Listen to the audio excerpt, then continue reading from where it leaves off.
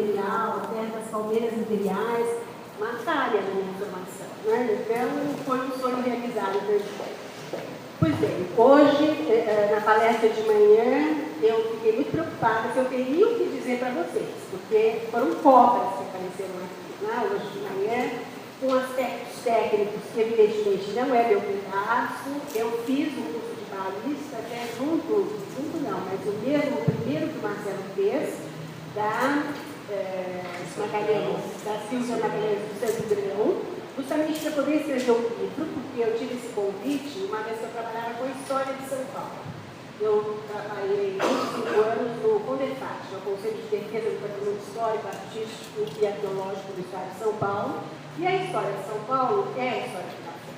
E aí, o editor me convidou para fazer uma história do café. Eu tinha familiaridade, sou de uma terra que nasceu em função do café. Eu nasci lá na Alta Paulista, só nasci depois fui para São Paulo, Maria. Então, o perfume do café das torrefadoras na esquina é uma presença da minha infância. A paisagem do café era uma constante, eu tinha muito apelo com essa paisagem cafeeira, e percebi que a nossa história era toda escrita com café. Então, quando o editor me convidou, apesar de eu não ser exatamente a minha especialidade em história política, social e econômica, eu falei, não, é um campo muito rico que pode me dar respostas para outros aspectos que eu estudo da história. Então, primeira coisa, eu preciso entender o que é esse grão. Aí eu me inscrevi no curso da Silvia Magalhães, que é o curso de barista, foi um prazer, foi muito bom, foram os primeiros passos. E me pus a escrever um livro e descobri um mundo, porque realmente a nossa história é a história do café. O país se coloca internacionalmente através do café. Por outro lado, eu não tinha noção até então que nós éramos o primeiro produtor de café do mundo. E, por outro lado, tristemente, a gente constata que nós não temos um museu de café ainda. É um absurdo que isso não exista. Felizmente, já temos uma revista que é Expresso, que é só sobre café.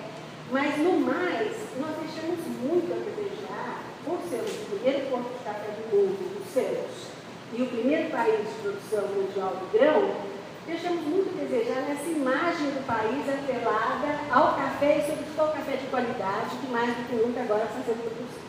Então, eu fiz um roteiro aqui, que eu espero, se for convidado numa segunda, numa outra semana, aí eu afunilo mais a propósito dos objetivos todos, das técnicas de café e tudo mais. Aqui eu fiz um roteiro para se entender o processo. Por que o café foi tão importante para o Vale do Paraíba e modificou o Vale do Paraíba, e não só o Vale do Paraíba. É a história do Brasil. Ele é o motor da história do Brasil e eu espero ser clara com o porquê.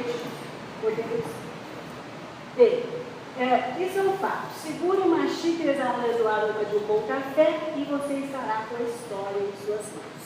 Isso é uma frase do cotidiano no mundo, mas isso é válido para a França, só não é válido para a Inglaterra, isso está mais chato. Mas com o café, os grandes escritores fizeram os seus romances, os Balzac, os Victor Hugo da vida, foi em função, não tanto do vinho, mas do café, que as cafeterias nascem neste momento, dessa grande literatura francesa. Então, a história realmente é como falou hoje de manhã a Eliana Helvas. A gente tinha que tomar uma xícara de café ajoelhada, porque realmente o que contém uma xícara de café, não só em termos de processo de produção, desde o pé até a xícara, o trabalho que dá, mas tudo que ela traz dentro dela de história é de uma grandiosidade, assim como uma folha de papel, que a gente rasga, joga, mas não sabe que ali por trás tem uma árvore que se perdeu por conta daquela folha de papel. Então, vamos para frente. A pergunta o tema que me colocaram é: como que o café mudou o vale? Eu ampliaria a pergunta. Como o café mudou o vale, ou como o café e o vale mudaram a história do Brasil? A pedra de toque foi realmente a resposta, tanto é a 1 como é a 2. O café realmente mudou a roda da história do Brasil. Vamos entender isso por quê? Bom, todos sabem, do pé à xícara, o café no nosso país foi uma revolução efetiva, não evidentemente com tiro costumes e da economia. Podemos ir para o próximo. Bom, não vou evidentemente começar pela introdução do café, lá, descoberto do norte da África, depois passa para as terras árabes, não é por aí. Vamos começar por volta de 1780, 1790, quando o Brasil ainda era uma colônia de Portugal. Nós éramos absolutamente fechados para o mundo, porque nós não podíamos comercializar com ninguém, porque Portugal tinha o controle de tudo que se passava aqui no Brasil, e era quem nos controlava economicamente em todos os sentidos. Então, de repente, chega o café no Brasil. Claro que chega com palheta, lá em 1707. Por quê? Porque já se buscava, em termos de fazer do Brasil uma colônia de exploração, uma colônia de renda para a coroa, o que eles chamavam de novas drogas do sertão. Então, constava, nesse começo do século XVIII, que o café era um produto que estava vingando nas mesas europeias. Era um produto que daria uma renda significativa para o país. Então, vamos atrás. Surrupiamos a muda de café. Todos vocês conhecem essa história. E o café não dá certo de início. Não dá certo porque começa lá no Maranhão, não se sabia técnica, clima impróprio, enfim. E aos poucos ele vai descendo pelo litoral, mas mais como um produto exótico, um presente régio, plantavam os quintais, os padres em geral tinham pequenos cafezais, mas mais para deleite próprio. Era alguma coisa que acontecia nos conventos, junto com as suas hortas. Até que, por que o café no Brasil? Por volta de 1790, nós vamos enfrentar, um grande problema econômico, o declínio das minas de ouro, que eram nossas galinhas do ovo de ouro de Portugal. Nós tivemos sempre monoculturas, né? Primeiro pau-brasil, depois a cana-de-açúcar, é o nosso defeito. Agora nós estamos com álcool, cana, etanol, e só se planta cana, passa por tudo isso. Mas primeiro, então, o pau-brasil, depois a cana-de-açúcar, descoberta do ouro, então toda a concentração no ouro, só que nós chegamos a uma determinada altura, não tínhamos técnica para explorar o ouro das montanhas, até então era só o ouro de aluvião, de rio, e houve esse declínio por volta de 1760. Imediatamente precisamos pensar em outra fonte de renda, e o café se apresentava nos mercados internacionais como produto da hora e da vez. Era um grão disputado, era um grão raro, era um grão que os mercados estavam pagando bem. E, inclusive, deixando o vinho de lado. Então, o que acontece? Vamos experimentar o café no Brasil. Isso, evidentemente, as cabeças mais pensantes. Por quê? Uma conjuntura toda propícia. Clima favorável, uma mão de obra escrava. E, inclusive, deixando o vinho de lado. Então, o que acontece? Vamos experimentar o café no Brasil. Isso, evidentemente, as cabeças mais pensantes. Por quê? Uma conjuntura toda propícia.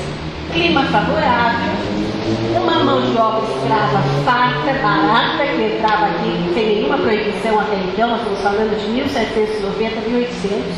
A primeira proibição de mão de obra escrava vai ser de 1850, de uns 50 anos à frente. A nossa tradição monocultora de estar sempre voltada para um só produto. A crise da atividade mineradora, nós precisávamos substituir rápido essa renda que não existia mais. Declínio dos competidores, Haiti, que era um grande produtor, teve a revolução lá do Haiti, não produziam mais. E a demanda do mercado internacional, que estava pagando muitíssimo bem por este grão. O próximo, que é, por favor. Bem, aqui só para vocês terem uma noção, o café começou a ser difundido nos países árabes. O primeiro grande café do mundo foi na Turquia, Balkan, que era um café luxuosíssimo, evidentemente eram casas frequentadas por poucos, porque era um produto caríssimo. Então, nós tínhamos alguns vendedores exóticos de rua, isso lá no Oriente. Depois ele chega na França, e aí já começa a se sofisticar, a corte francesa começa a consumir café. O próximo. E nós vamos ter, então, os grandes cafés europeus. Aqui nós temos um quadro que é de 1900, que é o famoso café grego de Roma. É uma tradição, não existe mais esse café grego, mas esse quadro é um clássico, está no Museu de Florença. que mostra como o porquê do sucesso do café. Não era só o teor inebriante e o teor excitante do próprio da cafeína. Era justamente a possibilidade de uma sociabilidade nos espaços que não existiam até então. Nós tínhamos tabernas ou então reuniões familiares, porque a sociedade naquela época ela era muito distante, nobres e escravos. Então, a camada intermediária começou a se encontrar nos cafés. E o café tem esse poder de relacionar as pessoas. Que o diga que o encontro de Malamba Café, que o diga esse nosso encontro aqui. Então, a sociabilidade, ela praticamente nasce no mundo, não é com casas de vinho, nada disso, ela nasce em torno do café.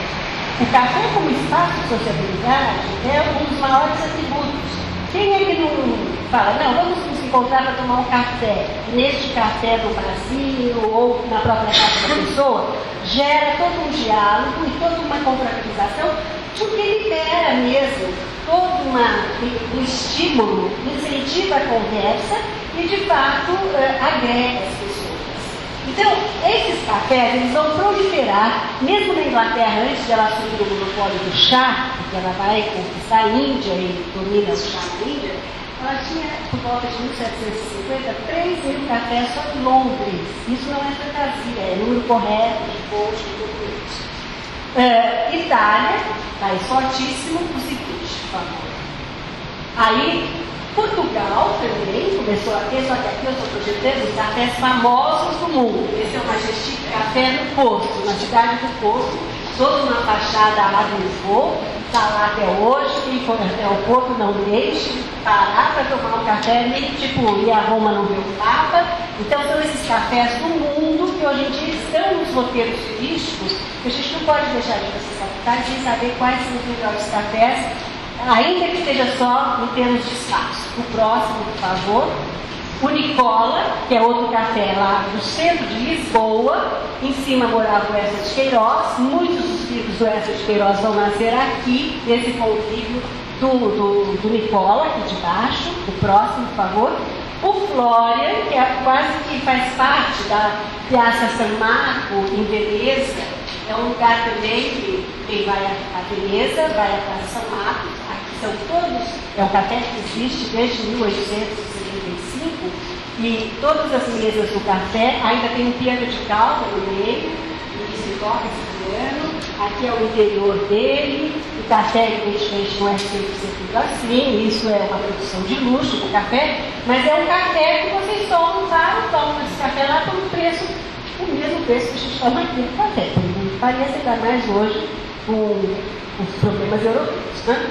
Então, mais um café, esse Procópio, de Paris, está intacto, onde se reuniam os revolucionários da Revolução Francesa. Então, aqui nesse desenho nós temos Voltaire, nós temos Diderot, e até hoje, não nesse salão, mas no fundo, tem essa mesa com os nomes de onde eles se sentavam. Então, em termos turísticos, é assim, fantástico, e não só culturais mesmo, vocês caminhando por Paris pararem no Café Procópio, que é de 1686.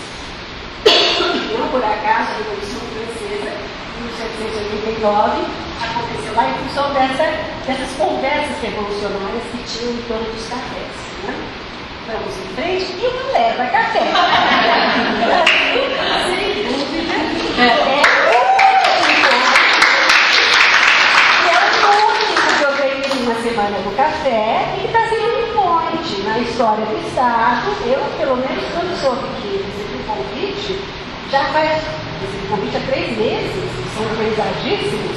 Eu estou anunciando para todo mundo e todo mundo conhece uma leva café. Gente que mora lá no extremo oeste do estado, não já ouviu falar, já saiu no livro do café, dizem que é um café especial. Então, realmente, uma leva café está ali no parque. Né? Tá vendo? Já fez. O próximo. Bom, uma parte meio chatinha, mas eu juro que é o único que eu vou apresentar aqui. Só para vocês entenderem onde o café começa a aparecer para valer. Nas exportações brasileiras de 1821, só para vocês atentarem, em 22 nós nos tornamos independentes, tá? Independência do Norte, os margens do Ipiranga e tal. Até 1890, na República, constituição da nossa balança comercial. Entre 1821 e 1850, o primeiro produto da balança comercial, escapou aqui o nome, era o açúcar. Deve ter dado algum probleminha aí, mas escapou. Então, o açúcar era o primeiro produto nesse período. A partir dos anos 30, o açúcar vai para 24, o café, que era de 18,4, vai para 43,8 na balança comercial. E a partir daí, veja como vai crescendo. 48, 56, as vésperas da República, não por acaso falo que é República do Café, 61% e até 1950, até o Juscelino Kubitschek, quando deslancha depois a nossa indústria em todos os seus aspectos, o café foi nosso primeiro item da balança comercial. Até hoje ele é expressivíssimo, mas até 1950 o café era a referência econômica do país, não por acaso Getúlio teve que teimar o Vale do Paraíba por conta desse problema de oferta e procura, depois se der tempo a gente chega lá, mas enfim, os outros produtos todos, vejam vocês como desceram. A cana então nem se fala, olha a diferença, né? 61% da balança, 9,9% da balança comercial. E aí vem couros e peles, erva mate, que era tudo que nós exportávamos. Então, pronto, passem os números só para vocês se situar. Por onde entra o café que realmente se mostra factível de ser produzido? Evidentemente, no centro político, Rio de Janeiro, a sede da corte. Porque os administradores da época começaram a plantar nas imediações, a cidade do Rio de Janeiro durante certo tempo, a floresta da Tijuca, ela era uma floresta cafezal, praticamente não toda ela. Depois é que Dom Pedro II, depois que foram erradicados os cafés do Rio de Janeiro, aí ele deixa crescer a mata nativa e cria a floresta da Tijuca. Mas o Rio de Janeiro começa os experimentos de café e realmente a coisa dá certo, porque em Costa de Morro, alguns estrangeiros que vinham com know-how de outros países, holandeses, praticamente das ilhas holandesas, das possessões holandesas que já produziam. Então, no Rio de Janeiro começa exatamente pelo Vale do Paraíba, que era um vale todo irrigado, propício, e a partir de 1808, com a vinda da família real para cá, ou seja, a transferência da sede da corte portuguesa, precisando fazer dinheiro, porque eles estavam mal porque não tinham mais o dinheiro do ouro, estavam mal porque tinham fugido de Portugal com a invasão do Napoleão. Eles tinham transformado o Brasil na sede do seu reino, eles precisavam gerar renda disso daqui. Então, vamos apostar oficialmente no café. Chamaram os produtores de cana e propuseram a mudança de cultura. Vocês vão erradicar a cana e vão começar a plantar café. Houve uma revolta geral. Revolta aqui mais figurada. Mas há descrições de época, eu cito no livro, de manuscritos, dizendo: imagina se eu vou plantar essa frutinha que ninguém vai tomar aqui. Isso é maluquice do povo. E jogavam as mudas, porque eles ganhavam as mudas do governo. Eles saíam do palácio já com mudas para plantarem, porque era um programa de governo. Como nós temos tantos outros programas de governo meio impostos, o café nasceu assim também, por esse vazio do mercado econômico. Bem, começaram a perceber esses senhores de engenho, donos de farinha de açúcar, e de fato eles poderiam adaptar a farinha de café na base da farinha de açúcar. Eles não tinham que fazer nenhuma estrepulia arquitetônica, nenhum investimento mais pesado, porque era só ter a terra para plantar, o escravo para trabalhar e pronto, não precisava nem ter um engenho. O beneficiamento era extremamente precário, então começaram a perceber que era mais vantajoso. O engenho de açúcar ele absorvia muito mais em termos de produção do que o café. Então, paulatinamente, as fazendas de açúcar foram se transformando em fazendas de café, porque com o tempo eles perceberam que era realmente mais vantajoso foi o produto. Ocorre que muita terra. Café, de início, eles não tinham noção, começaram a plantar assim a esmo, sem orientação, a agronomia nem se falava nisso. Então plantaram muito errado, inclusive não plantavam nas curvas de nível do morro, plantavam em linha reta, o que causava uma ilusão bárbara. E o que vai acontecer? A primeira metade do século XIX, ou seja, de 1800 a 1830, mais ou menos, o Rio de Janeiro vai começar a conhecer o equilíbrio da produção. Até então ele era um grande produtor. Embora o café já tivesse entrado aqui no Vale do Paraíba Paulista por Areias. E aí é um mito, que oficialmente a história diz: o café entrou no estado de São Paulo por Areias, ponto oficial. Areias que pertencia a Lorena, Lorena era um território que começava praticamente na divisa com o rio e ia até Cachoeira, né? Com o tempo foi perdendo toda a parte das terras por conta do café. Porque cada fazenda dessa se tornava importante, o seu grande proprietário queria, então, torná-la autônoma e criavam a vila e o município. Levantavam a igreja e viravam todas as cidades. Areias, Queluz, todas elas. Foram cidades que nasceram em função do café. Então, qual foi o outro grande incentivo? Além da política do Dom João, do êxito, nós vamos ter nesse meio tempo a independência, em 1822. Mais do que nunca, o Brasil, ainda independente, precisava de dinheiro para pagar as dívidas da independência, para realmente sustentar como nação. E aí havia mentores do Dom Pedro muito jovens. Quem foram os fomentadores da independência em termos ideológicos? José Bonifácio de Silva, o patriarca, e algumas mentes privilegiadas que tinham estudado em Coimbra, que tinham informações da economia mundial. Então, vamos fazer do Brasil um produtor de café por excelência. E vamos incutir isso de tal maneira que vai ser a marca da nova nação. Então, o que vai acontecer? Dom Pedro, quando ele sai do Rio de Janeiro para debelar uma rebelião em São Paulo, porque estava querendo se tornar justamente independente de Portugal, Dom Pedro ainda regente, Dom Pedro ainda príncipe.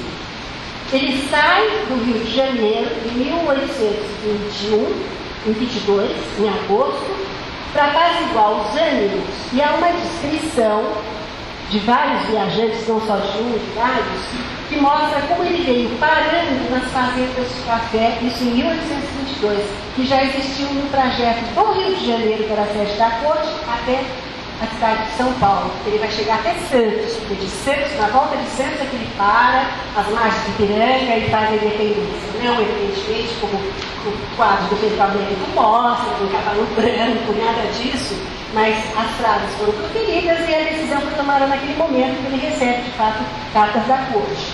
Mas ele vai parando em todas as cidades. Vamos para o próximo, por favor? Posso.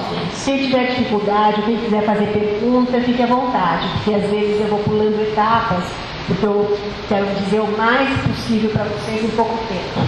Bem, vocês se situam geograficamente, Vale do Paraíba Paulista, nós estamos entrando no leste de São Paulo, sul do Rio de Janeiro. Esse Vale do Paraíba aqui consta de 36 municípios, é o terceiro maior estado em volume de investimentos. Vamos atribuir que muito por conta do parque industrial que nós temos no Vale Industrial, que é essa parte próxima a São Paulo, que é esse corredor entre a Serra do Mar e a Serra da Mantiqueira. Que é, segundo, não, pode voltar, isso.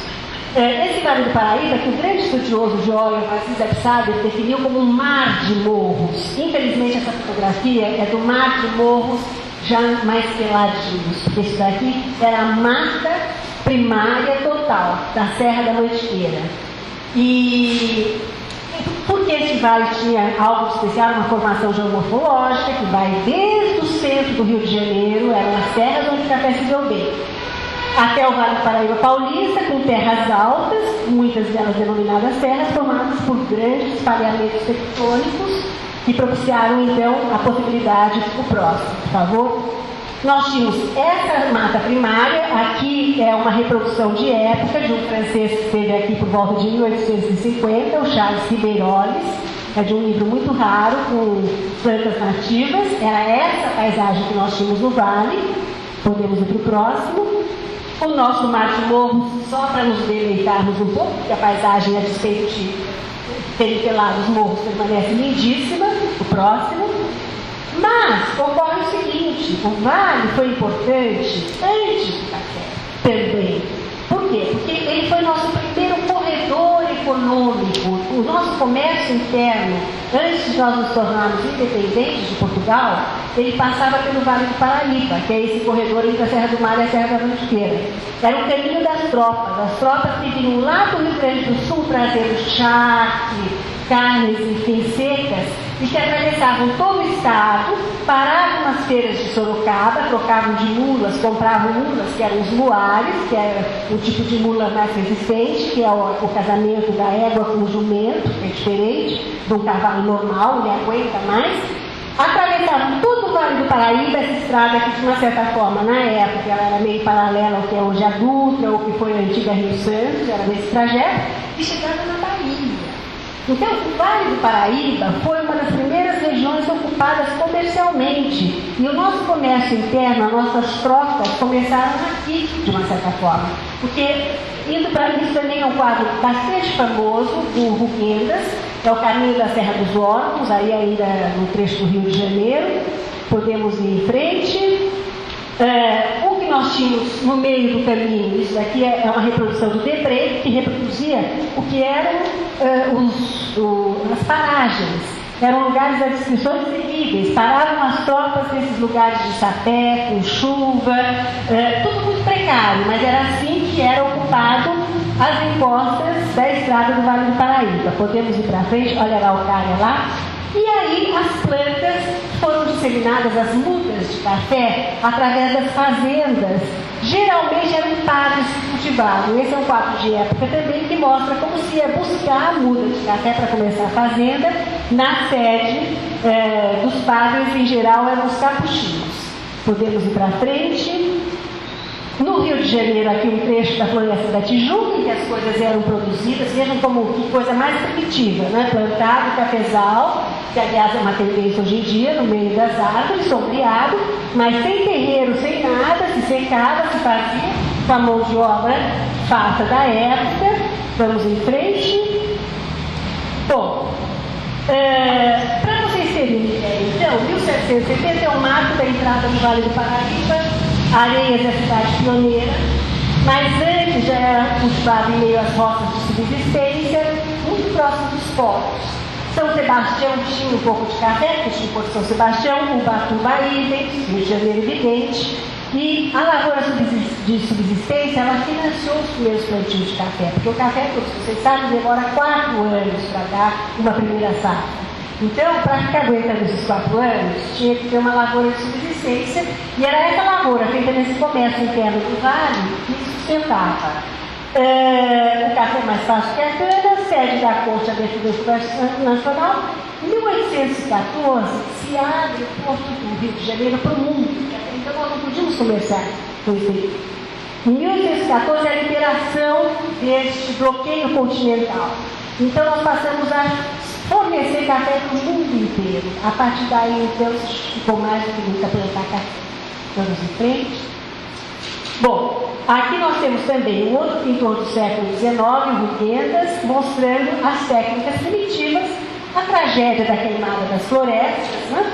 E aqui aquela coisa do branco comandando e da mão de obra escrava, que nessa época, como eu falei, era, em termos de facilidade de mão de obra, era superior a qualquer outro país, porque herdava os escravos aqui sem nenhum tipo de controle e barato. Vamos em frente. Bom, chegamos no Bernardo José de Lorena, que é o responsável pela criação dessa cidade que nós estamos, que deu o nome a essa cidade. Este é um desses homens de visão, como era José Bonifácio de Andrade Silva, que era um grande cientista. Eu nem sei como ele resolveu voltar para o Brasil, ele era professor dos maiores centros da Europa naquela época, mas é aquela coisa, acho que de chamamento da pátria. E o Bernardo José de Lorena foi nomeado como governador da capitania de São Paulo, 1788 e 1797. Já existia café, já estava sendo plantado aqui no Vale do Paraíba, mas ele teve a visão de constituir alguns núcleos que poderiam organizar melhor essa produção. Então ele cria a Vila de Lorena, e que dão o nome. Já existia, evidentemente, uma propriedade aqui, existia uma igreja, uma capelinha, Mas ele cria a vila de Lorena.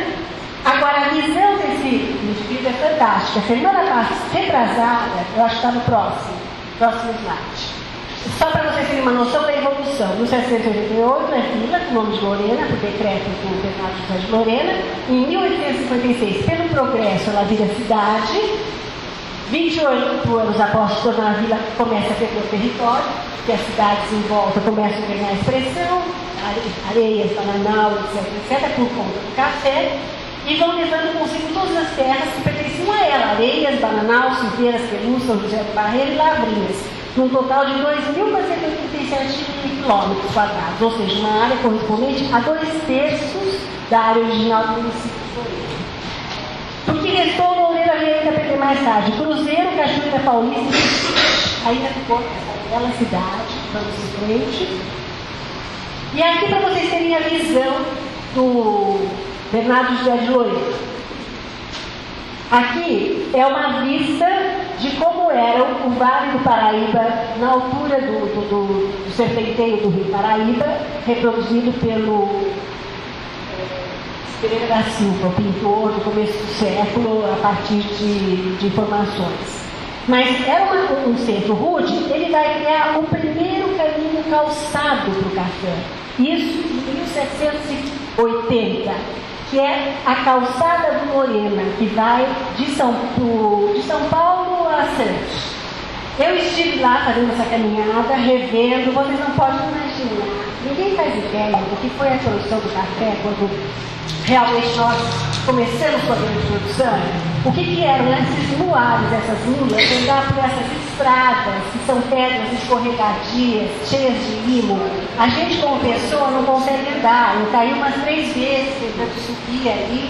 E mula quebrava a perna. Mula era caro na época, quer dizer, o fazendeiro, para ter a sua tropa de mulas, tinha que ter muito dinheiro. Para alugar a tropa de mulas para levar para o Porto de Santos era demais. Então, nessa encosta, que é da Serra do Mar, o Lorena teve a visão de perceber que o café estava avançando, ia chegar para São Paulo e que o Porto de Santos precisava ser melhorado. Então, ele vai criar essa calçada do Lorena, que 100 anos mais tarde, daqui foi em 1922, se fez, eu sugiro que vocês visitem, é o Caminho do Mar. Foram feitos pelo Washington Luiz monumentos em homenagem ao centenário da independência, e são monumentos belíssimos, está aberto à visitação pública, que acompanha a calçada do Lorena, só que evidentemente calçada. E isso foi feito em 1922, no momento que os carros estavam chegando aqui. Então era assim, o charme, o chique, o bárbaro descer para Santos, com os Fords 29, os carros no início da nossa automobilística. E tudo isso foi uma visão deste Lorena, que percebeu antes do café, antes do Brasil ser o primeiro produtor do mundo, que o país ia ter essa força. Vamos para frente? Bom, meados do século XIX, Lorena vai atingir uma das partes mais próximas. Nós vamos ter alguns nomes que eu só vou citar, cada um deles daria uma história, são todos aqui.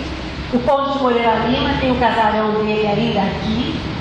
Barão de Cocaia, Viscondessa de Castro Lima, Barão de São Teomário. Plantaram e exportaram muito café, contrabandearam escravos, muito dinheiro, mas isso é depois de 1850, porque aí houve a redução da vida dos escravos pelos ingleses, mas aí eles passaram a contrabandear e isso passou a ser um negócio mais lucrativo até do café. Muitos deles tinham a fazenda de café como representação do negócio, mas eles contrabandeavam, traziam e distribuíam para o restante do estado, que nessa época era a província, não era o estado, né? E esse Conde de Moreira Lima foi um homem que teve muita visão. Ele começa, com o dinheiro do café, a desenvolver atividades comerciais no Porto de Lorena. Porque vocês vão perceber que justamente esses homens que souberam diversificar o capital do café, e daí que eu digo que o Vale do Paraíba foi um motor revolucionário, eles fizeram que o Brasil deixasse daquela economia agrícola, aquela economia mais fechada, e passasse para ter um capital comercial, do comércio e em seguida da indústria. Esses capitais vão nascer todos do café.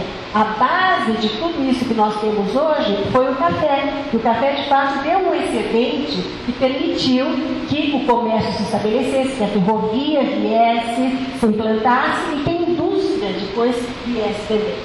E esse Moreira Lima vai fazer atividades aqui no Porto de Lorena, como um braço de uma indústria açucareira que estava, um dos braços dela estava lá em Piracicaba, que seria via Rio também. Hoje não existe mais. Depois a companhia francesa comprou, mas enfim. Em 1900, Lorena vai conhecer um declínio total, porque as terras aqui ficaram péssimas, não davam mais café. E, além disso, o preço do café começou a baixar lá fora, a concorrência também de outros países começou a ameaçar, não tinha administração, nós não tínhamos uma política que organizasse a nossa economia cafeeira, isso era uma coisa gravíssima. Nós só vamos ter uma política de organização cafeeira a partir de 1930. Uma coisa que começa um pouquinho com os paulistas antes, mas a Bolsa do Café é de 1920, nós não tínhamos nenhuma Bolsa do Café, já éramos o primeiro produtor. Detalhe, 1854, cidade de Bananal foi a primeira produtora de café do mundo. Isso não é pouco no século XIX. Imagine quantos cafezais não havia nessa região. E em 25, no caso de Lorena, retoma-se o progresso, porque famílias mineiras vêm para cá e transformam as propriedades rurais em fazendas de criação.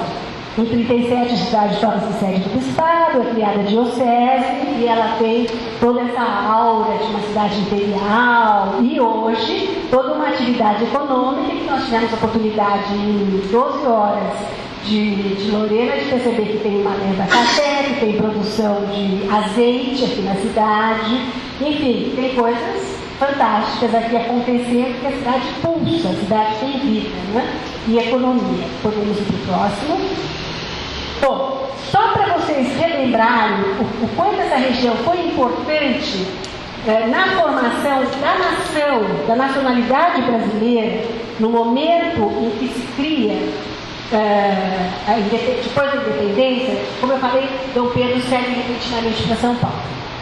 Ele vai ter alguns pernoites. Eu, quando fiz a minha pesquisa, fiquei surpresa. Eu não imaginava que já tivesse tantas fazendas de café no caminho dele em 1822. Eu imaginei que fosse só açúcar ou que nem tivesse fazenda. Mas ele para na fazenda Três Barras, em Bananal, que é do Campos Nogueira, a fazenda Paudalho, que é uma que tem que estar no ano que vem, eles estão planejando um roteiro de fazendas aqui da região. Então, a fazenda Paudalho foi a primeira fazenda que foi construída como empresa cafeicultora, porque todas as outras, como eu falei, nasceram em cima de engenhos, adaptações de engenhos, de fazendas que eram engenhos. Essa não, essa era um proprietário muito rico, que já tinha muito dinheiro com açúcar, então falou, não, agora eu vou montar a empresa cafeeira. Ele teve dinheiro para esperar os 4 anos e para construir isso, né? E ele para na fazenda, o Dom Pedro, oferece uma soberba refeição com leitão, guisados, frango, dá a descrição do que foi. Em 18 de agosto ele para em Lorena, no dia seguinte, 19, ele vai parar em Guaratinguetá, na casa de Manuel José de Almeida, outro grande fazendeiro, que tinha até bachela de ouro. Agora, é importante que se diga que, embora fosse vizinha da corte, o Brasil era uma grande fazenda. Até 1870 e 1880, a vida era muito tosca, muito rude. Vida um pouquinho mais requintada era na sede da corte no Rio de Janeiro e em algumas cidades do Vale Fluminense. Vassouras, por exemplo, era como se fosse uma nova sede da corte. Eles tinham todos carros, vassoura, os grandes fazendeiros eram protegidos do imperador, assim como os fazendeiros do fundo do vale que se relacionavam com a corte também. Mas era tudo muito tosco, casa de chão batido, grandes sedes, mas tudo muitas vezes se comia com as mãos. Então, de repente, em 1822, consta que Dom Pedro se afastou na frente da comitiva e chegou sozinho nessa fazenda e já foi entrando na cozinha, muito irreverente, ele era realmente muito disciplinado. E aí estava toda uma mesa posta com bachela de ouro. Quando o proprietário chegou, ele falou, mas como uma bachela de ouro aqui, nesse matagal, né? Assim, nessa coisa. Aí o proprietário respondeu, as posses dão real, senhor. Isso é... Porque, e que posses eram essas? O café. O café já estava permitido que eles tivessem um requinte, uma vida que eles estavam construindo à imagem da vida da corte. Então vocês vão observar em algumas séries aqui que eu vou projetar, que nós temos umas primeiras fazendas muito simples, muito toscas, e depois elas vão se apalacetando, mas nunca vão chegar exatamente ao que foram as fazendas do Vale Fluminense. Algumas são, algumas realmente todas de material importado, porque nós não tínhamos nada aqui, tudo de pau a pique ou de taipa de pilão, nós não tínhamos tijolo ainda, no máximo algumas propriedades tinham o adobe, que é o tijolo queimado ao sol. Bom, Dom Pedro vai transformar o café num símbolo da sua força econômica. Então, quem andasse com o símbolo de café, aqui era o transporte do café para o porto, muitas vezes feito a pé, o símbolo do café, isso também é uma alegoria do Debré, que reproduziu toda a vida da corte, mostrando como o café foi a força motriz que embasou nossa independência e que café, o Vale do Paraíba. Vamos em frente. Tão importante era que, quando a independência é feita, o José Bonifácio e Dom Pedro, em comum acordo, estabelecem que o nosso brasão vai ter, de um lado, o café, que vai ser a força da nossa economia, e do outro lado, que era um produto mais do norte, do nordeste e em expansão, mas não foi para frente, no fundo. E isso vai permanecer até hoje no escudo da República. Nós temos o café de um lado e um ramo de fumo do outro. Até o fumo desapareceu e ainda bem em um certo aspecto, embora tenha suas propriedades também. Mas, de qualquer forma, vem o primeiro reinado com Dom Pedro I, vem a regência, vem o segundo reinado com Dom Pedro II e a única coisa que muda é o modelo da coroa, que passa a ser um modelo francês. Ali era mais um modelo inglês. E aqui nós temos a República, portanto, e que café era esse? A que café se referia essa primeira imagem que entrou? Ao café do Vale do Paraíba. E aqui, nesse caso, era Vale do Paraíba Paulista. Já muito Vale do Paraíba Paulista. Vamos em frente. Bom, a mão de obra escrava, que, como eu falei, entrava também uma cena de Debré, mercado de escravos, que é alguma coisa que está introjetada na nossa cultura, para o bem e para o mal, em vários aspectos. Vamos em frente.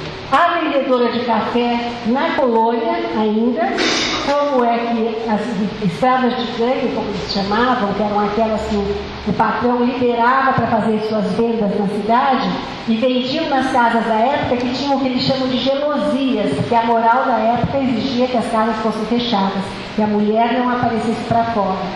De dentro para fora elas enxergavam tudo, de fora para dentro não se via nada. Então era tudo feito meio ali, camuflado, tudo muito... A religião católica era muito forte, muita pressão. Vamos em frente. Aqui, uma fazenda do Vale do Paraíba, do Vale Fluminense, só para vocês terem uma noção da constituição do quadro geral da fazenda, mas já reproduzida por um grande pintor, Jorge Green, na época da decadência. Sendo assim que vocês veem que os morros estão pelados. Aqui só que talvez tenha um pouquinho mais, mas aqui as senzalas, a casa grande, o terreiro e um pedaço de tulha aqui para trás, que era basicamente como funcionava o café no início. Vamos em frente. Entrando, então, na fazenda simples do Vale do Paraíba Paulista, elas eram muito cópias dos modelos mineiros, que era o casarão, que também foi um outro grande centro, porque estão os três estados ali interligados, né?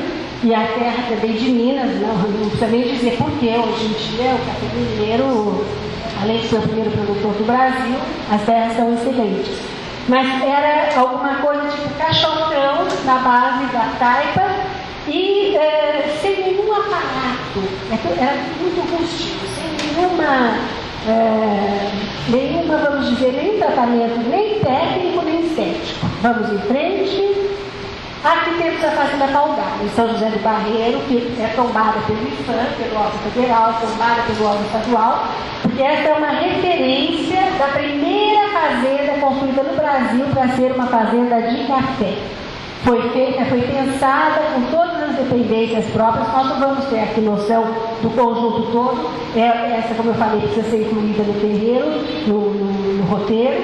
Lá tem possibilidade de guias que explicam como é que era, ali no centro do terreiro. eu só lamento, porque se pensou uma época aqui, há 30 anos atrás, em se fazer o Museu do Café, que é um lugar formidável. Por todas as razões, historicamente, Vale do Paraíba, tudo, foi uma ideia do então diretor do IPAM, Luiz Saia. Mas se perdeu no tempo e eu registro aqui assim, a minha perplexidade. A gente não tem um museu do café. A gente tem em Ribeirão Preto um pedacinho de museu na antiga sede da Fazenda Boa Vista, do antigo rei do café, que era o Frederico Schmidt, quando o café foi lá para o oeste, mas não temos museu do café. Temos a Bolsa do Café de Santos, que ao lado tem um pequeno museu do café, que está sempre em fase de organização, nunca acaba, mas isso precisa ser pensado o inteiro. O próximo, acho que é a Fazenda Paudalho de novo, um outro ângulo. Aqui nós temos ele era juiz, agora aposentado, mas ele foi responsável pela grande divulgação das sedes de fazendas antes que elas fossem todas destruídas aqui no Vale, que é o Tom Maia, que publicou um livro com bicos de pena das antigas fazendas. Ele fez esse trabalho com a esposa historiadora por volta de 1970. Eram mais ou menos umas 200 fazendas. Agora, quando ele foi refazer, tinha 70 fazendas, todas demolidas. A sorte é que ele deixou, pelo menos registrado, com bico de pena. O próximo, aqui é a Fazenda Catadupa, é outra que pode entrar no roteiro, que é luz.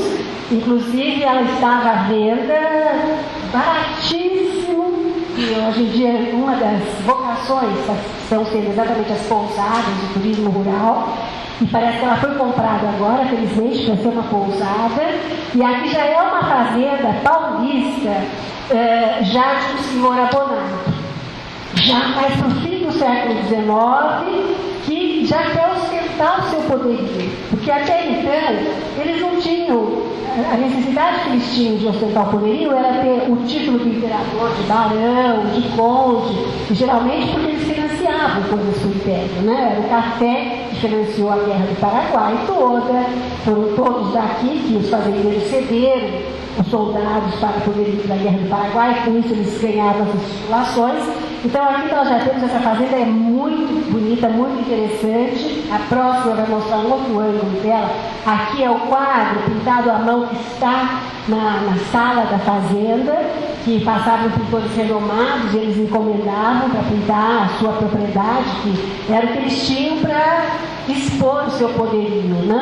E há um estudo que mostra que justamente eles fizeram isso já no declínio, quando eles precisavam ostentar, porque eles já não tinham mais as terras boas para produzir o café. Muitos deles já estavam com altos negócios no Rio de Janeiro, altos negócios por conta do café. Eles tinham aplicado sabiamente o capital em coisas mais fáceis naquela altura que modernizassem o Brasil, bondes, companhias de eletricidade, etc., muitos junto com os ingleses, mas enfim, estavam pondo a roda para girar e modernizando o país. A próxima é de novo a Catadupa, com o Rio Formoso passando pela frente, uma paisagem lindíssima. E a casa sede ao fundo. A próxima, essa é a Fazenda Santana, em Cunha, que também estava para vender, foi vendida há pouco tempo. Eu não me lembro a data aqui, acho que é 1867, já é uma casa de metade do século XIX bastante poderosa. Dizem que o poderio do cafeicultor estava no número de janelas que a casa tinha, essa tinha uma enormidade, não vou saber dizer quantas. Passamos para a próxima, essa é a fachada dela. Nós, quando passamos por lá e eu fotografei, ela estava bastante abandonada, vazia, o proprietário morava em Queluz, mas de qualquer forma ela já tinha estado em estado pior. Vocês querem ver na próxima fotografia? Olha, ali é ela, aqui é a casa de máquinas, olha o estado da casa de máquinas. Então eu acho que para vender ele deu uma guardadinha, pintou, etc., mas era um complexo todo muito poderoso. Olha o interior da casa de máquinas, isso há 3 anos atrás. Aqui a Fazenda São Miguel, de São José do Barreiro, quase todas elas tinham as palmeiras imperiais, assim como Lorena. A próxima vai mostrar mais. Essa já era bem requintada. Ela foi recebendo aos poucos requintes de construção, inclusive um relógio, que é uma coisa raríssima numa fazenda, porque o relógio foi uma invenção praticamente do trem, em termos de uso do relógio, né?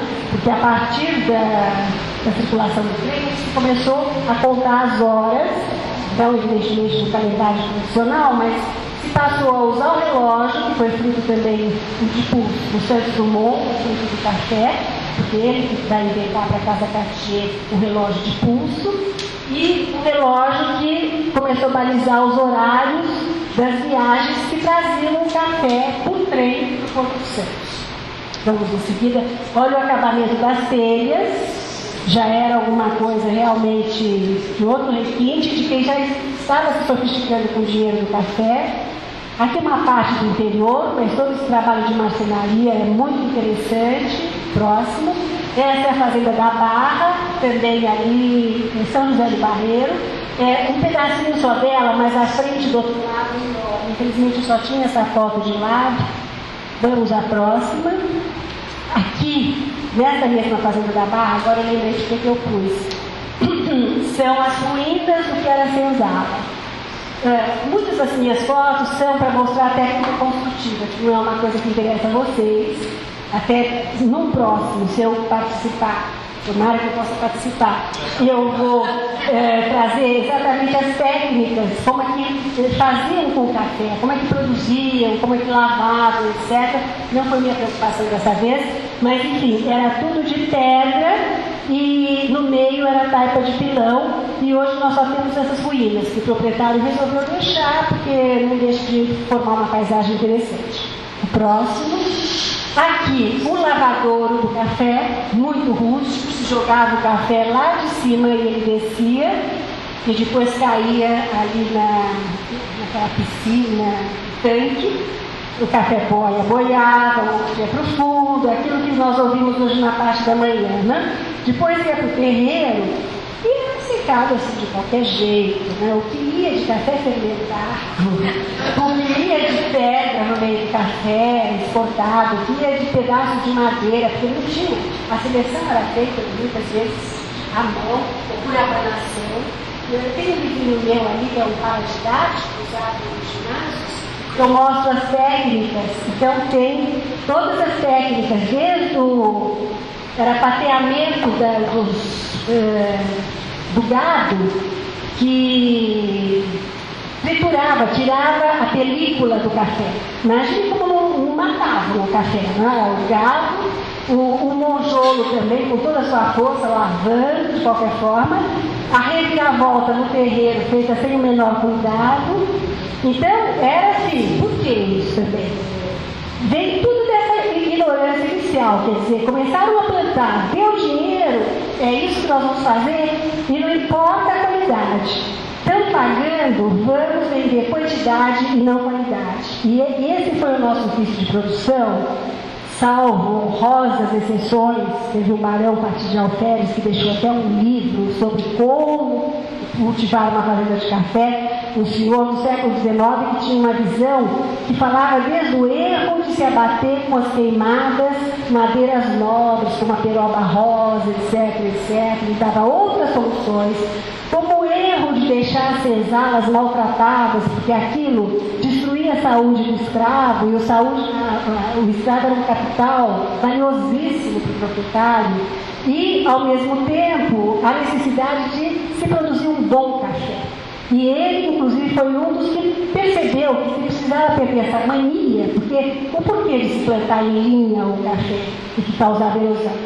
Para o proprietário poder controlar melhor o trabalho do escravo. Porque lá de baixo, ele via que estavam todos trabalhando, enfileirados. Na curva de nível, ele perdia esse controle. E o correto é plantar como, não sei como é hoje, eu já acertei que não morri de especialidade, preciso fazer um curso lá na agronomia para saber como é que está sendo o café mais recente. A última notícia que eu tive aqui, o café sombreado está dando tudo certo, mas de qualquer forma, era muito primitivismo, mas por quê? Porque estava dando muito lucro, nós éramos os únicos produtores. Vamos em frente, Fazenda Saudade, perto de Areias, o próximo. aqui, justamente, o palacete do Conde Moreira Lima. E aí, o que acontece? Esse dinheiro do café no Vale do Paraíba, ele não gerou só essas sedes maravilhosas para, vamos dizer, ostentar o seu poderio, para poder receber o imperador, porque o objeto de desejo de todos os fazendeiros era ter o imperador como hóspede, né? Era o máximo. E aqui nas fazendas do Vale, em várias dessas, o imperador se hospedou, aqui em Lorena, em várias. Então, o que acontece? Num segundo momento, não era mais a sede da fazenda, eles precisavam ter uma sede na cidade da onde eles eram o senhor feudal, porque eles é que, no fundo, acabavam montando a cidade. Tanto assim que aqui em Lorena foi tudo feito pelo Moreira Lima. Então, a própria igreja, a reforma da igreja, era uma antiga capelinha, vamos chamar o melhor escultor, os melhores artistas para pintar as paredes. A Santa Casa era uma obra do cafeicultor, porque isso era sinal de que a cidade tinha uma assistência, de uma expressão, e que no fundo era expressão para ele também, que acabava ganhando um título na corte, que acabava ganhando um cargo político, etc, etc. Então, tem essa sede, Marcelo me corrija, aquela ali é um ângulo dela, né? Já mais recentemente, e essa é uma outra casa, um outro palacete. Esse é outro palacete onde hoje é um restaurante chamado Castelinho. Castelinho. E ali embaixo é a Casa da Cultura atualmente. A Casa da Cultura, é aqui. O ângulo de lá é o ângulo do mesmo lado que está posicionado. Que, por isso que eu estava falando para você, até já vi, a Maíra me levou sem querer, nós nos perdemos, nós passamos do centro histórico, porque eu queria ver o que ficou desse apogeu que o Conde Moreira Lima marcou Lorena, né? Que é tida como uma das cidades mais gloriosas do Vale do Paraíba, com as suas palmeiras imperiais e tal. Mas se vocês forem para cada uma das cidades, tem o Palacete de Palmeiras, não sei se é em Taubaté ou Pinda, Bananal, o centro da cidade. Lá o poderio foi tão grande em Bananal que o Aguiar Valim, que era um grande proprietário, ele teve um título nobiliário também. Há um pouco de exagero nisso, mas tem um fundo de verdade que em determinado momento se precisou de um empréstimo da Inglaterra. E a Inglaterra só deu esse empréstimo se o Aguiar Valim, em nome de Bananal, por conta do cafezal de lá, avalizasse esse empréstimo em nome do Brasil. Ou seja, um fazendeiro do Vale do Paraíba respondia mais pelo Brasil do que o próprio governo avalizando esse empréstimo, né? O próximo, mais casarões do tempo, já aqui posteriores, né, mas que mostram quanto Lorena foi uma cidade que obedeceu aos cânones de uma cidade do Império. Durante muito tempo, antes que entrassem os modelos de Brasília, os modelos de Niemeyer, que todos acabam reproduzindo de uma outra forma, a referência eram as casas neoclássicas, como eles chamavam, né? Que era o partido mais adotado pela sede de fazendas de café. Por quê? Porque era a influência francesa, que era a influência mais requintada para a corte e, portanto, para os proprietários.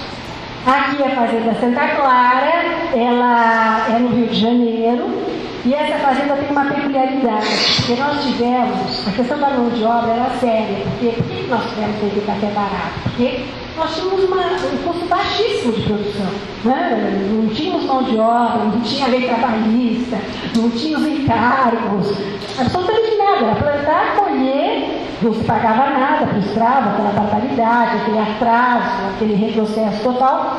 E alguns, quando houve o fim da abolição, o fim, desculpe, do tráfico negreiro, começaram não só a contrabandear, como eu falei, ganhavam na revenda, mas alguns, e consta que essa fazenda Santa Clara, veja o número de janelas, eram reprodutores de escravos.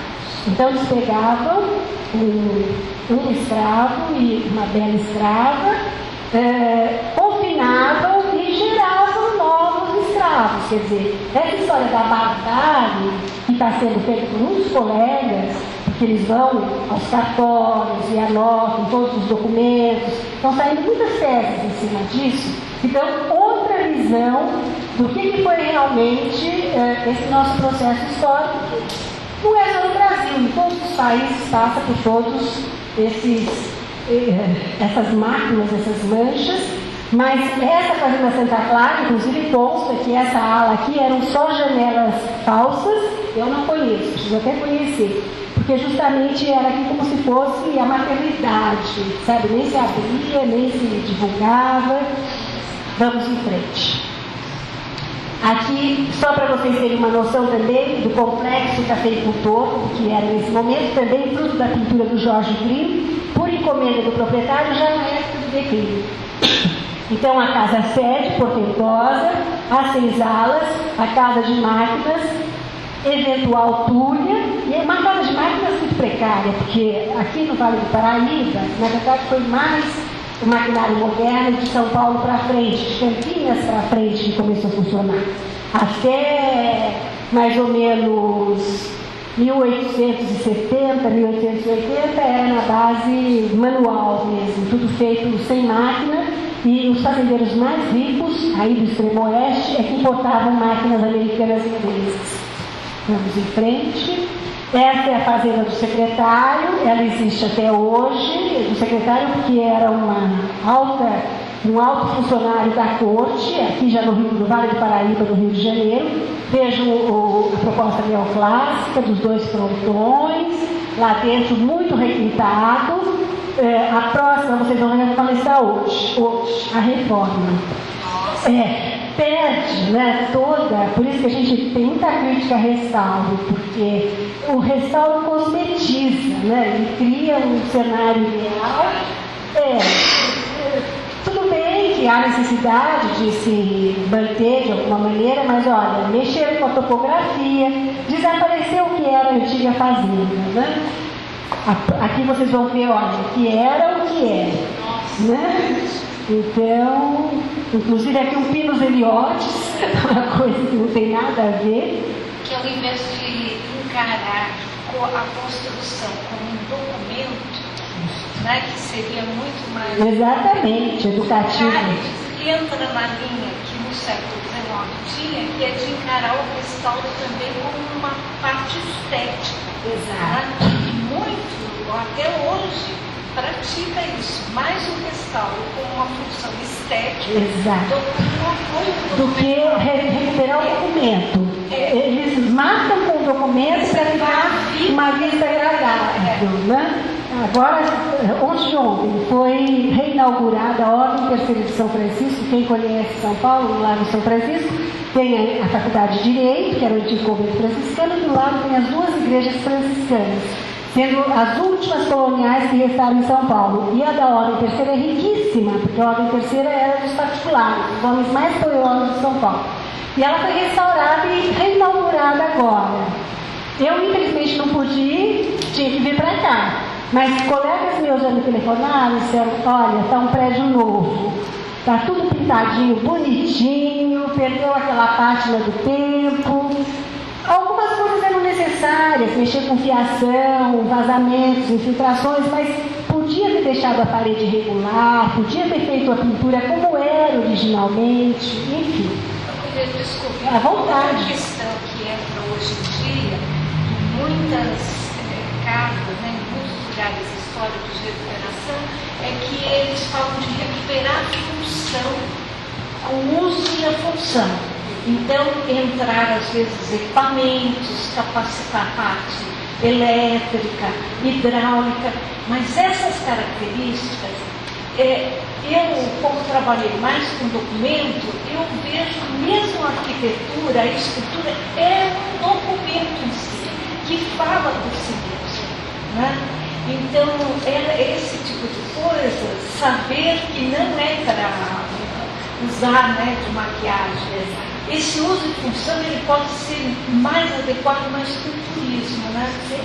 Mas não é uma linha muito assim. Não. Porque comercialmente perde, inclusive, para conseguir financiamento e por outras coisas que às vezes faz algo para, às vezes são centros gás e tal, então perde alguma coisa com isso. A própria Estação da Luz, que todos conhecem, que é o monumento do café, ela sofreu um restauro. Vocês, vendo de fora, não reparam, porque estão vendo só de fora, mas a gente que entra e conhece o que era a Estação da Luz, um restauro feito pelo Paulo Mendes da Rocha, o prêmio Pritzker, que é um prêmio internacional importantíssimo. Ela lá dentro perdeu suas características completamente, e uma coisa que me machuca, embora seja válido, embora ela se transformou, ela poderia ser ou o Museu da Ferrovia no Brasil, que nós não temos, e a gente tem obras de arte, de engenharia, que é aquela estrada de Paranapiacaba para Santos, que é uma obra extraordinária, ou o Museu da Ferrovia, ou o Museu do Café, porque ele é o símbolo do café. Era de lá que vinha café de toda parte, através da São Paulo Railway, a companhia inglesa, de lá que o café descia para Santos e que transforma o Porto de Santos no grande porto de café do mundo, né? Vamos em frente. Essa é uma fazenda fácil de identificar. Fazenda Boa Vista em Bananal, é uma pousada muito simpática. Há muitos anos que eu não vou, mas ela tem mobiliário de época, cozinha gostosa, há quem recrimine, mas tem até uma parte da cozinha que ainda se cozinha com banha, mas enfim, é muito interessante. Bom, aqui vamos passar, mas são desenhos, não vem ao caso, de as plantas, os tipos de café que entraram no Brasil na época. Mas não vai dar para a gente ver com calma. Essa fazenda também é no Vale Fluminense, já é uma dessas requintadas. Essa fazenda era da dona Lili Marinho, a esposa do Roberto Marinho, foi vendida agora, já tinha entrado em decadência, um pouco antes de ela falecer, e agora parece que foi readquirida, e era realmente uma fazenda requintadíssima. A Bela Aliança, no Rio de Janeiro também, que usou mão de obra chinesa, na época de se trocar mão de obra por mão de obra imigrante, vieram chineses, um outro aspecto. Agora, essa é uma joia do Vale que foi, não fique muito triste, ela começou a ser demolida, o Condefat impediu a metade de demolição e agora está sendo reconstruída. É a Fazenda Rialto. Essa é a pintura do que era a Fazenda Rialto na parede. Essa, infelizmente, nós perdemos. Mas vejam vocês que o trem de ferro chegava na porta. O proprietário chegava diretamente do Rio de Janeiro na porta, através de um ramal que era particular, tudo isso com o dinheiro do café. E aqui é uma casa chavezada, com os lambrequins de madeira, os requintes internos assim do cotidiano, era uma coisa... tinha banheiro já, mobiliário todo importado da França, e ela está sendo restaurada. Ela fica onde? Ela fica em Bananal. É ao lado daquela famosa também que eu não trouxe, infelizmente, essa está intacta, é a Resgate. Mas um pouco com aquele azão de coisa contemporânea. Mas foi comprado alguns anos atrás por um senhor, por um militar que restaurou por dentro muito bem. Olha, essa era uma pintura que se foi de dentro da... Porque o sonho de todo fazendeiro, depois de 1870, era ter sua linha de ferro.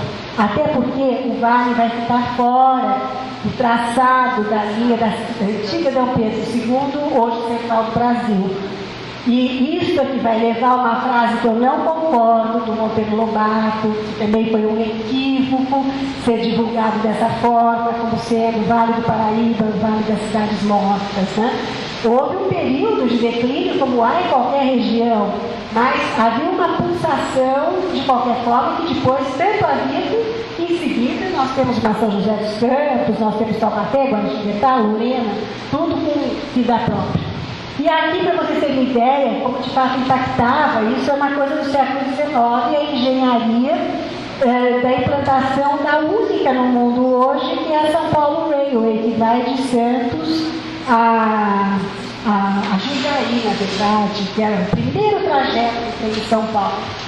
Podemos ir para o próximo. Aqui, então, a Bolsa do Café, com bastante atraso. Esse prédio, para vocês terem uma ideia, foi inaugurado em 1922, que foi a primeira sede, porque a Bolsa do Café era de 1915, 1916. Nós não tínhamos até então uma regular inflação do preço do café. Logo que nós estávamos atrasados nesse sentido. E aí se inaugurou, em 1922, foi o Roberto Simonsen, um homem economista de muita visão, e que hoje tem precário Museu do Café, mas eu recomendo uma visita a Santos, porque Santos tem um patrimônio que restou dessa cidade do café muito interessante. E depois aconteceu da Rede Globo fazer umas filmagens lá, aí ela botou dinheiro para restaurar a Casa Arana, tudo isso. Então ainda se tem, e se tomam cafés muito bons aqui dentro. Pode.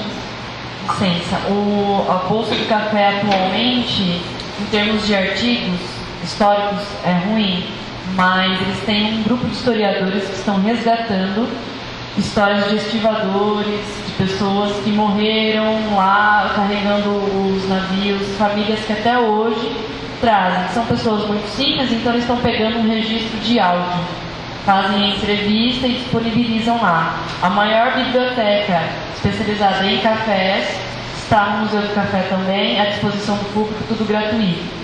Tem também uma bibliotecária especializada em publicações de café, está lá à disposição do público para tirar qualquer tipo de dúvida também.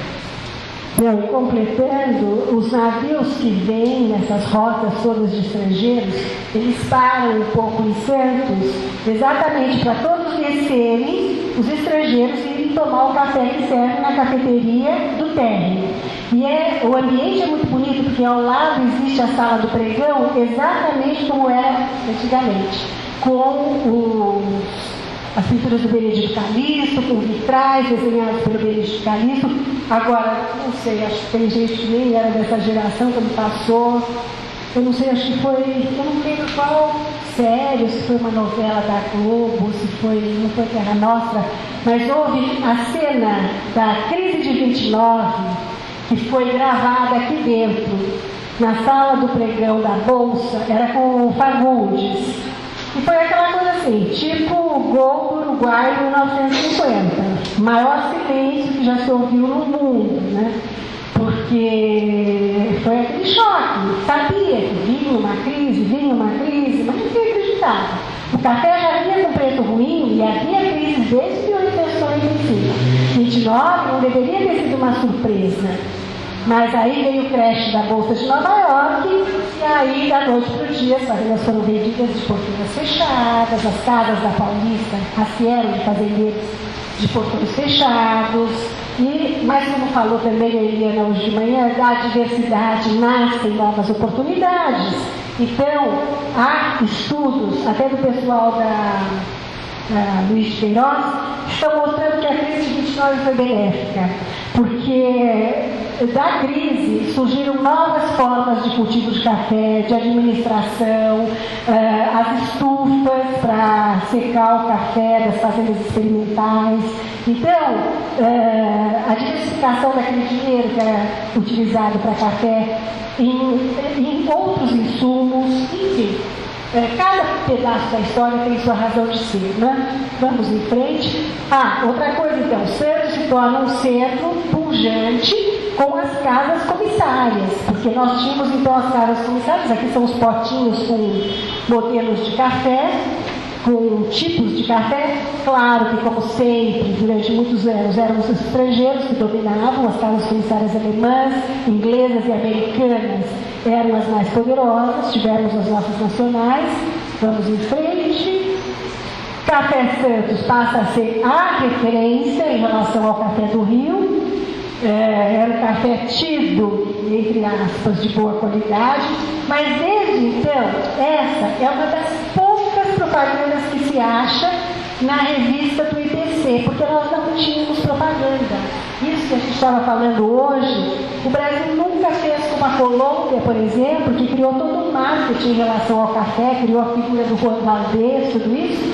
Nós nunca. Quem começou a se preocupar com isso foi o Juscelino Kubitschek. Ele fez feiras lá fora, ele começou a divulgar, e nessa revista do antigo Instituto Brasileiro do Café, nós tínhamos algumas páginas com esse tipo de promoção, de divulgação. Uma cidade maravilhosa, não é o caso, mas alguma alusão aos cafezais aí. Vamos em frente. E a República do Café, quer dizer, o Vale foi importante para justamente dar essa arrancada, porque até então nós estávamos na mão de Portugal.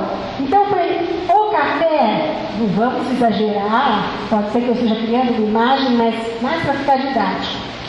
Se sentiu que o café daria uma sustentação para essa nação que ia nascer com a independência, um país que estava em 1820 endividado, um país que precisava pagar sua independência, que não queria mais ficar ligado a Portugal, que era sanguessuga, que não tinha uma vida própria, e o café nos deu esse alento e sustentou todo um império que realmente fez coisas importantes. Agora, além disso, sem dúvida alguma, o Vale do Paraíba foi responsável. Então, qual o papel do café e do Vale?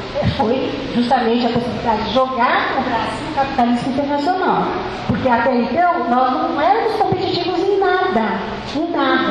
Então, com o café, nós passamos a entrar, não só os portos foram abertos para o mundo, como nós passamos a ter um produto competitivo e que nos enriqueceu, infelizmente, de uma forma mal administrada, mas são os preços que a gente paga por ser um país colonizado. E a República não foi diferente, porque a República foi feita por quê? Por cafeicultores. Só que cafeicultores paulistas, os cafeicultores do outro lado de São Paulo. Porque os cafeicultores do Vale eram bastante irmanados com o Império. Tanto assim que quando se abole a escravidão, praticamente todos eles cindem com a monarquia e de uma certa forma aceitam a república. Aqui nós temos fazendeiros de Campinas, do Campos Salles, e olha a força desses homens que apareciam então nas principais revistas da época. Essa revista era impressa na França, nós não tínhamos casas editoras, era impressa na França, a divulgação da família patriarcal, e essa propaganda por quê? Porque o Brasil era muito mal visto, era um Brasil até então escravocrata, era um Brasil até então de religião católica obrigatória, a república que vai tornar o Brasil laico e vai fazer com que então grupos estrangeiros possam vir para cá, que até então nem templo protestante podia ter, era só a igreja católica. Então eles querem divulgar a imagem tipo, venham para o Brasil, invistam no Brasil, que é um país livre. Então, essas revistas tiveram grande circulação na Europa. A ilustração brasileira foi outra, impressa em Bordeaux. E vejam vocês, café, o símbolo do café em todas elas. Não, todas elas têm o ramo do café, porque o café, a identidade era o Rio de Janeiro ao fundo, que é uma das paisagens mais difundidas do mundo. Novamente o café ali, já começando com um pouco de indústria, mas graças ao capital do café. E por que a indústria nasce do capital cafeeiro? Pelo seguinte, porque os homens de visão importavam, quer dizer, os de não visão, eles importavam a juta da Inglaterra para fazer os sacos, para exportar o café. Aí se começou a produzir a juta no Brasil e começaram a montar as primeiras fábricas de tecido no interior de São Paulo, Sorocaba, as primeiras, no bairro do Brás, justamente para não importar mais e para poder fazer o ensacamento do nosso café. A nossa indústria, ela começa com a indústria têxtil por conta do café. Então o café é a pedra mobilizadora da nossa industrialização. Existe um estudo famoso de um historiador americano, Wilson Cano, que mostra justamente a transformação do capital cafeeiro no capital industrial.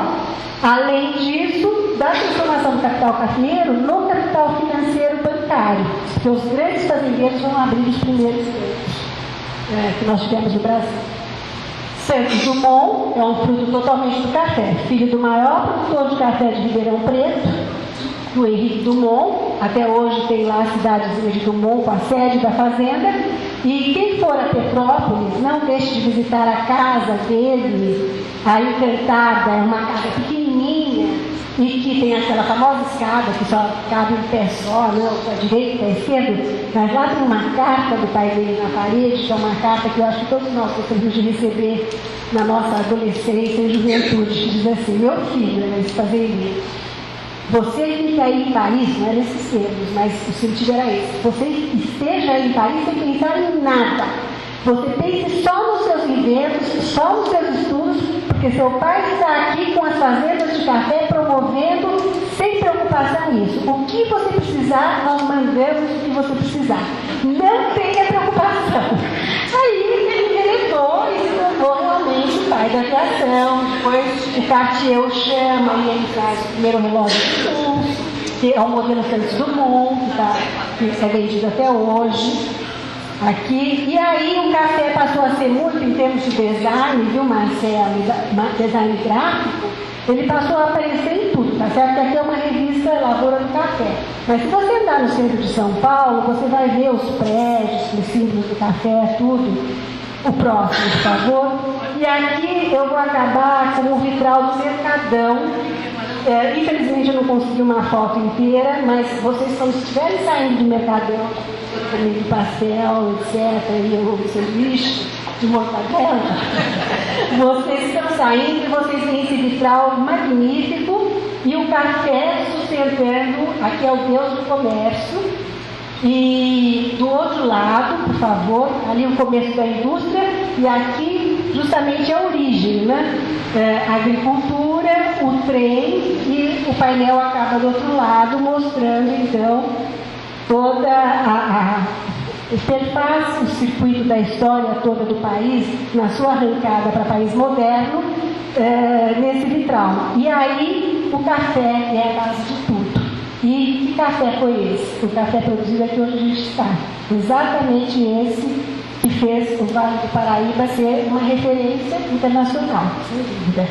O próximo, aqui é a capa de uma das últimas revistas da Biblioteca Nacional, tem até um texto meu sobre o café aí. Aqui é um quadro do Portinari. Aqui é um quadro do Portinari, e mostrando que também era de uma terra de café, Brodowski, né, lá no estado de São Paulo, e que é o símbolo, enfim, do nosso país. E é isso.